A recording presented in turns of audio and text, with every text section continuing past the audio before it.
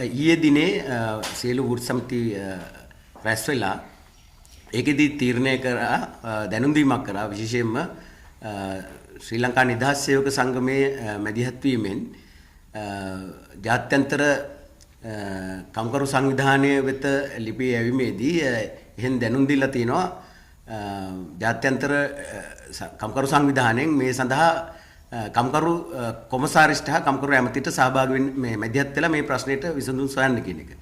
දැන් ඒ අනුව අද දවසේ 11 මාර්ට එක්සත් ජාතීන්ගේ කාර්යාලයේදී 11 මාර්ට වෘත්ති සමිතිය අද සාකච්ඡාවකට සහභාගී වෙනවා. විශේෂයෙන්ම මුලින්ම ඒකේ දේශීය නියෝජිතයත් ඒ වගේම කම්කරු කොමසාරිසුත් ඒ වගේම වෘත්ති සමිතිත් සහභාගී වෙනවා. අපි ඒ රැස්වීමට අපි සහභාගී වෙන්නේ නැහැ. මොකද අපි මේ ආර්ථික ඉල්ලීම් සම්බන්ධව ඉදිරිපත් කරපු යෝජනාවලට අපි සම්පූර්ණ සහයෝගය දෙනවා. අපි සංගමයක් හැටියට මේ සියලු ක්‍රියාමාර්ගවලදී වෘත්ති ක්‍රියාමාර්ගවලදී අපි සම්පූර්ණ සහයෝගය දුන්නා. අපි ඊටත් අමතරව ජාතික වශයෙන් මේ රටේ ජනතාවට බලපාන මේ පනත සම්බන්ධව අපි ගත්තොත් අපි මේ පනත ක්‍රියාත්මක කිරීමට සම්පූර්ණ විරුද්ධයි. මොකද මේ පනත තුලින් මේ ශ්‍රී ලංකාවේ පාරිභෝගික ජනතාවට සෙතක් වෙන්නේ නැහැ කියන එක අපිට පැහැදිලිවම පේන නිසා. මොකද මේක මේ සේවා තත්ත්වෙන් දැන් අත්‍යවශ්‍ය සේවා කියලා කිව්වත් සේවා කියන එක අඩංගුයි. ඒකට සේවා තත්ත්වෙන් ඉවත් කරලා ව්‍යාපාර මට්ටමට මේක ගෙන යාම උඩ හුදු ලාභය ඉලක්ක කරගෙන පෞද්ගලික ව්‍යවසායකයන් වැඩ කිරීම අපිට මේ රටේ අත්දැකීම තියෙනවා. කිසිම පාරිභෝගිකයෙකුට එහෙම සාධාරණ කිෂ්ඨ වුණා මිලාඩු වුණා කියලා අපිට පේන්නේ නැහැ. අපිට ගෑස් සමාගම් ගත්තත් තෙල් සමාගම් ගණනාවක් තියෙනවා. පෞද්ගලික හා පුද්ගලික හිමිකරුවන් පවා තියෙනවා. නමුත් තෙල් මිල පාරිභෝගිකයට අඩු වෙලා නැහැ. ඒ නිසා මේ ගේන මේ පනත හරහා මේ කරන ප්‍රතිසංවිධානය කියලා කියන මේ ප්‍රතිඋකරණය තුල මිල අඩු කරන ක්‍රමවේදයක් තියෙනවා නම් අපි ඒ ගැන සලකා බලන්න එකඟයි. ඒ නිසා මිල අඩු කිරීම සම්බන්ධව කියනවා මිසක් මිල අඩු කරනවා කොහොමද අඩු කරන්නේ කියන එක ගැන කිසිම උත්තරයක් නැහැ. දැන් ඒක නිසා දැන් මේ වෙනකොට ලංවීම තත්ත්වය තමයි අකුරුටඩි කිරීමේ ක්‍රියාමාර්ගයේ විදිහටම යනවා. ඒ අතරතුර දැන් අද ඒ සාකච්ඡාවෙන් පසුව හෙට හෝ අනිද්දා ඒ සියලු සංගම් බලාපොරොත්තු වෙනවා කම්කරු ඇමතිවරයාත් ඒ වගේම විශේෂ භාර ඇමති විදුලි බහ බලශක්ති අමාත්‍යවරයාත් ඒ වගේම විදේශ නියෝජිතයා ඒ කියන්නේ ILO ඒ කියන්නේ ඉන්ටර්නැෂනල් ලේබර් ඕගනයිසේෂන් එකේ නියෝජිතයාත් වෘත්ති සමිතිත් සහභාගී වෙන සාකච්ඡාවක් හෙට හෝ අනිද්දා තියෙනවා කියන එක තමයි දැනගන්න තියෙන තොරතුරු තියෙන්නේ. ඒ අනුව ඒ සාකච්ඡාත් වෙනවා. ඒවා ප්‍රගතිය අපිට බලන්න පුළුවන්. එතකොට අපි සංගමයක් හැටියට කියන්නේ දැන් මේ තව බොරුවක් මේ ජනිත කරා. දැන් ඒක මම දැන් මේ සම්පූර්ණ මේ තොරතුරු උඩ මේක සොයාගත්තා. දැන් මොකද්ද මේ කිව්වේ මේ රටේ තමයි ලෝකයේ මේ දකුණු ආසියාවේම වැඩිම විදුලි බිල තියෙන්නේ. මේක පට්ටබල් බොරුවක්.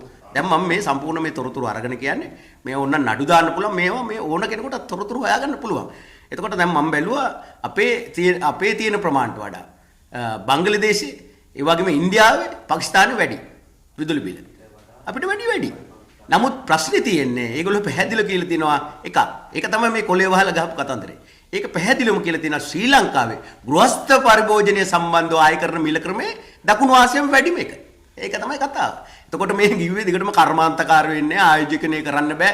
ආයෝජකෙ එන්නේ නැහැ. මේ දකුණු ආසියාවේ වැඩිම බිල නෑ. දකුණු ආසියාවේ ඇත්තටම පාකිස්තානයේ ඉන්දියාව බංග්ලාදේශේ පවා අපිට වඩා වැඩියෙන් විදුලි බිල සඳහන් වෙන්නේ. නමුත් දකුණු ආසියාවේ වැඩිම විදුලි බිල තියෙන ගෘහස්ත පාරිභෝජනය සඳහා තමයි අපේ විදුලි බිල තියෙන්නේ. ඒක තමයි අපි දිගටම කිව්වේ. අපි ඒකයි කිව්වේ අපි සංගමයක් හැටියට මේක හැමදාම පැහැදිලි කළා. ගල් අඟුරු මිල, එතකොට ඩීසල් මිල, පුනර්ජන්‍ය මිල. ඒ කියන්නේ මේකේ තියෙන පුනර්ජන්‍ය වශයෙන් 16 සුළං. එතකොට ඊට අමතරව ජල විදුලිය. මේවා නිෂ්පාදනය කරන ඒවාගේ වෙනම ගණන් බලන්න මේක හදන්නේ නැතුව එතකොට ඒවා ආශ්‍රිතයෙන් නිෂ්පාදනයෙන් පාවිච්චි කරන පාරිභෝගිකයට මිල හදන්නේ නැතුව මේ අතරම එකතු කළා මේකේ මිල පාරිභෝගිකයා මත පටවන එක තමයි මේ කරලා තියෙන්නේ මෙතෙක්. මේක තමයි වැරදිම ක්‍රමවේද. ඒක තමයි මේ දිගටම කියන්නේ.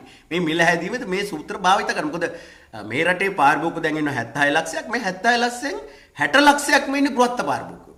ලිකෝ සමාගමෙත් ඒ වගේම විදුලි බල මණ්ඩලයේ ඉන්නවා එළිම ලක්ෂ 46ක් ඒකක 90ට අඩුවෙන් භාවිත කරන පාරිභෝගිකයෝ. තවත් ඉන්නවනේ 180 300 ඊට වඩා පරිමාණයෙන් පාවිච්චි කරන යම් මධ්‍යම පන්තික පිරිසකුත් ඉන්නවනේ. එතකොට ඒ අය ඊට වඩා වැඩිම ඒගොල්ලෝ ගෘහස්ත. මේ කර්මාන්ත හරි ව්‍යාපාර හරි රජයේ දෙපාර්තමේන්තුව හරවම නෙමෙයි. එතකොට ඒ ගත්තාම එතකොට අති 80%කට වැඩි ප්‍රමාණයක් මේ රටේ ගෘහස්ත පරිභෝජනයේ තියෙන මිල තමයි වැඩි. මේක තමයි සත්‍ය කතාව. හරිද? එතකොට ඒක හදන්න පැහැදිලිවම පුළුවන්කම තියෙනවා. මොකද ජල විදුලියෙන් මේ 76%ම ගත්තොත් ඒක කණුවක් දෙන්න පුළුවන්. අපි පැහැදිලිව මේක කියනවා. හරිද? එතකොට නමුත් දැන් මේ 76 ලක්ෂයෙන් ගත්තොත් එහෙම ලක්ෂ 46ක් ඉන්නවා ගෘහස්ත පාරිභෝගිකයෝ ඒකකට 90ට අඩුවෙන් භාවිත කරන විදුලි වල මණ්ඩලේ පමණක්. විදුලි වල පමණක්. එතකොට ඒගොල්ලන්ට ජල විදුලියෙන් දෙන්න කිසිම ප්‍රශ්නයක් ඇවිල්ලා නැහැ.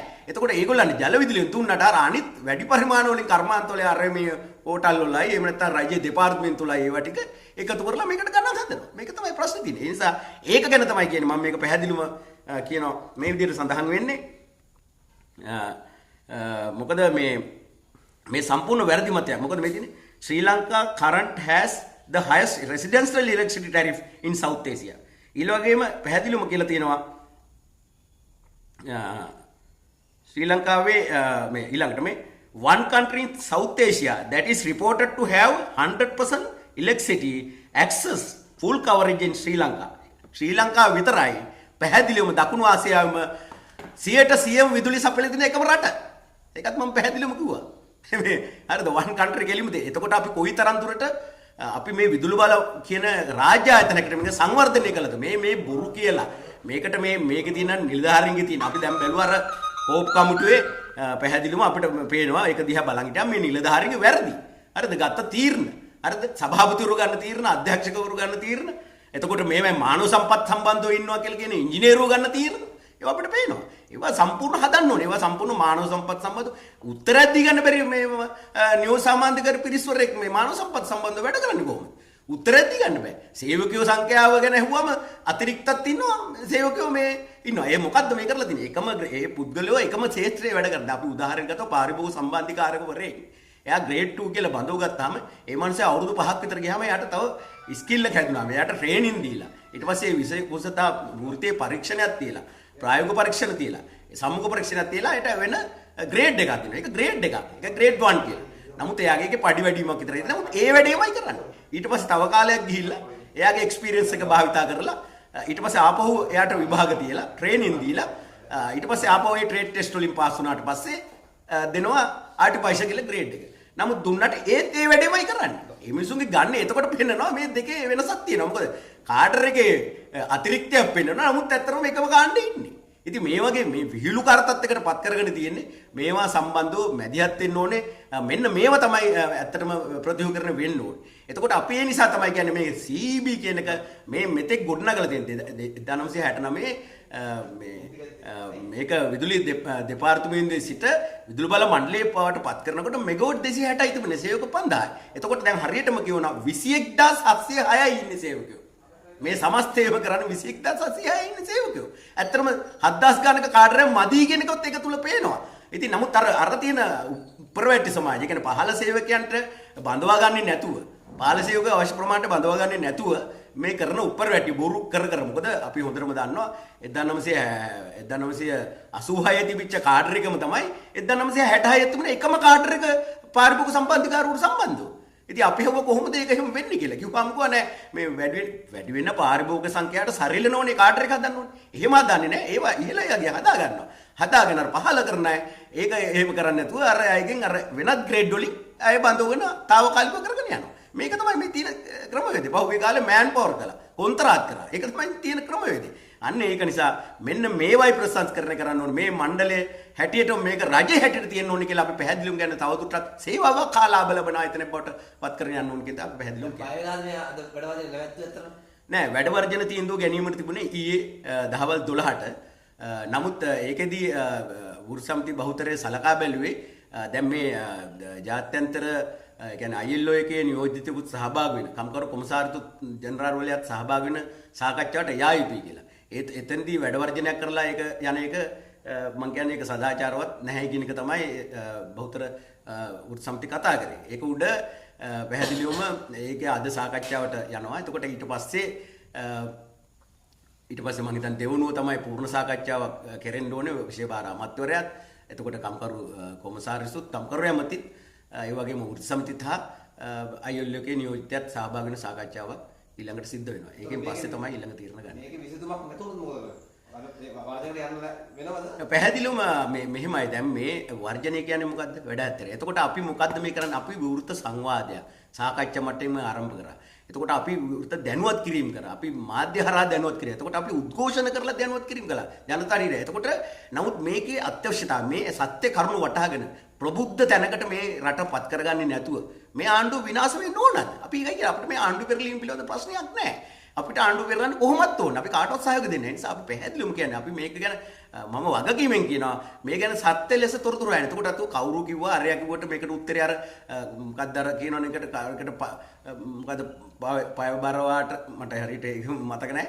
ඒ වගේ මේ එකක් උත්තර හොයන්නේ නැතුව මේකට හරි උත්තරේ හොයන්න. නිසා මේ සමාගම් කරන්න කියලා මේ ලියාපදිංචි කිරීමේ මේ පට්ට බොරුවක්නේ ගෙනියන්නේ. හරිද? මේ මුල්ලටේ දැන් මේ පෙන්නන්නේ. දැන් ඕක ඒගොල්ලන්ට ප්‍රශ්නේ ආවනේ. ජයිකය කෙනුත් ආවා. ඒකට IMF එකනුත් ආවා. අය අහලා තිබුණා අයියෝ මොකද්ද මේ කරන වැඩේ කියලා. දැන් මේගොල්ලෝ පෙන්න පේනවනේ. අපි මේ රාජ සමාගම් කරන ඉතින් අපිට පේන්නේ නෑ මොකද්ද ඒක උඩර වැටියා. ජනතාව ඇඳුවා. ගෝනාට ඇඳුවා නෑ අපි පළවෙනි වටේ මේ 100ක් රාජ සමාගම් කළා. නමුත් මේකේ අර බ්‍රූනෝගේ සාකච්ඡාව පැහැදිලිවම කියනවා පුබුද නිර්ෝෂන් මහත්තයා. යානේ මේකේ විවෘත තියරිටිෂන්. එයා පැහැදිලි කියනවා. මං කියන්නේ එතුමාට බැලලා වැඩ නෑ. එයාට දීලා තියෙන කාර්යය කරන්නේ. ඒකට එයා පැහැදිලිවම කියනවා අවුරුද්දකට පස්සේ මේවා අනිවාර්යෙන් පෞද්ගලික සමාගම් වලට යනවා. ඒක වළක්වන්න බෑ. මොකද එයා කියනවා අධිකරණයෙන්වත් පැහැදිලිව කියලා නෑ එහෙම අනිත්ව තියාගන්න ඕනේ රජය සතුව කියලා. ඒ නිසා ඒක තමයි මේ කරන්නේ. අවුරුද්දකට ගන්නවා. අවුරුදු දෙකකට ඉස්සෙල්ලා දුන්නේ. දැන් අවුරුද්දකින් අනිවා අධීක්ෂණ කමිටුවේදී එහෙම ඒගොල්ලෝ සාකච්ඡා කරලා තියෙන අවුරුද්දකට එකඟ වෙන්නේ. ඒ නිසා අවුරුද්දකින් පස්සේ මේක සමාගම් පන්තියට ලියාපදිංචි කරන මේකයි. ඒ නිසා මේක පෞද්ගලික අංශයට යනවා. ඒක තමයි තියෙන්නේ.